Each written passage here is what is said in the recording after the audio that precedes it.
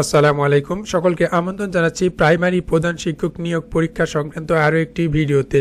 এই ভিডিওতে আপনারা জানতে পারবেন আপনাদের বহুল কাঙ্ক্ষিত প্রশ্নের উত্তর, সেটা হচ্ছে প্রাইমারি প্রধান শিক্ষক যে নিয়োগটা হবে সেটা কি জেলা ভিত্তিক হবে নাকি উপজেলা ভিত্তিক হবে।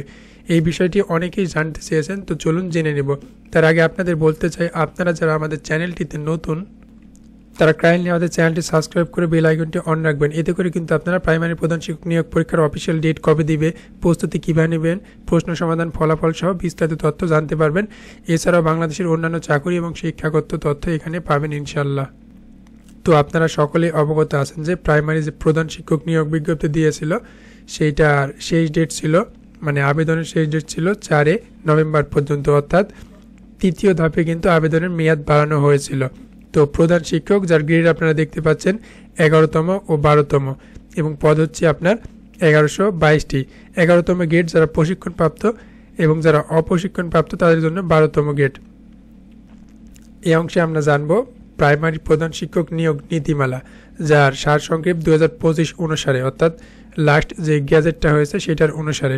তো প্রথমে আপনারা দেখতে পাচ্ছেন নিয়োগ নীতিমালা, প্রাথমিক প্রধান শিক্ষক নিয়োগের ধরন। আসলে প্রাথমিক শিক্ষকের যে প্রধান শিক্ষক আছে সেটা কিন্তু নিয়োগ দুইভাবে হয়, একটা হচ্ছে আপনার পদোন্নতি আর একটা সরাসরি নিয়োগ। পদোন্নতি কেমন হয়?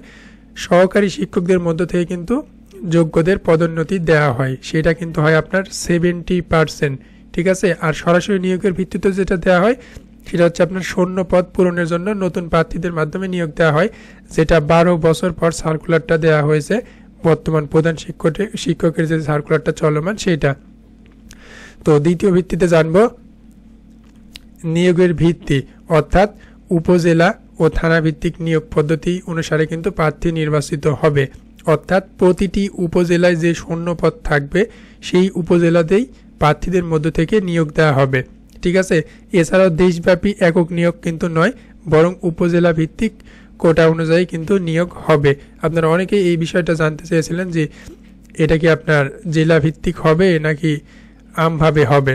তো এটা কিন্তু উপজেলা ভিত্তিক হবে, দেশব্যাপী কিন্তু একক নিয়োগ হবে না। আশা করি উত্তরটা বুঝতে পেরেছেন। তৃতীয় পর্যায়ে দেখা যাচ্ছে আপনার নিয়োগ কর্তৃপক্ষ, অর্থাৎ কারা নিয়োগ দিয়ে থাকে। তো এই পুরো নিয়োগ প্রক্রিয়াটা কিন্তু আপনার প্রাথমিক শিক্ষা অধিদপ্তর অর্থাৎ ডিপিএ কর্তৃক তত্ত্বাবধান করবে। এছাড়াও স্থানীয় পর্যায়ে উপজেলা শিক্ষা অফিসারের অধীনে নিয়োগ কার্যক্রম সম্পন্ন হবে।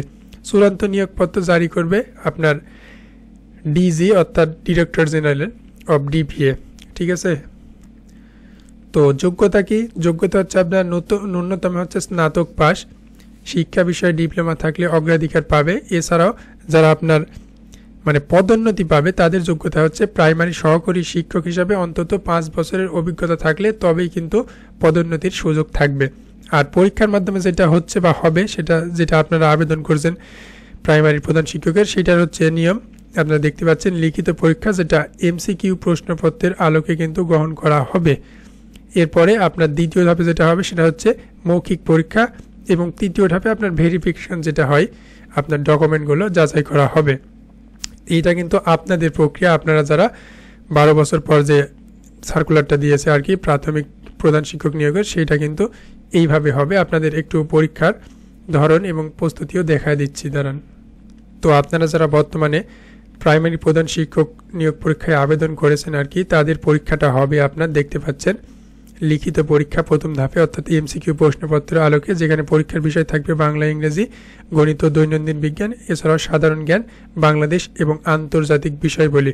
তো বাংলা আর ইংরেজিতে যথাক্রমে আপনার 25 নম্বর করে থাকবে, এবং গণিত ও দৈনন্দিন বিজ্ঞানে 20 এবং সাধারণ জ্ঞানে থাকবে 20 মার্ক। এই মোট 90 মার্কের পরীক্ষা কিন্তু হবে লিখিত পরীক্ষা, যার সর্বনিম্ন 5 নম্বর দেখছেন 50%, পরীক্ষার সময় পাবেন 90 মিনিট, ঠিক আছে। এছাড়া মৌখিক পরীক্ষা হবে আপনার 10 নম্বরে, এখানেও কিন্তু সর্বনিম্ন 5 নম্বর দেখছেন 50%। তো সর্বমোট 100 নম্বরে কিন্তু আপনাদের পরীক্ষাটা অনুষ্ঠিত হবে।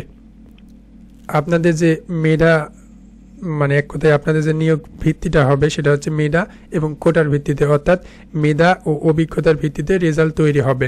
বিদ্যমান সরকারি যেগুলো কোটা নীতিমালা আছে সেইগুলোর ভিত্তিতে কিন্তু সেটা প্রযোজ্য হবে।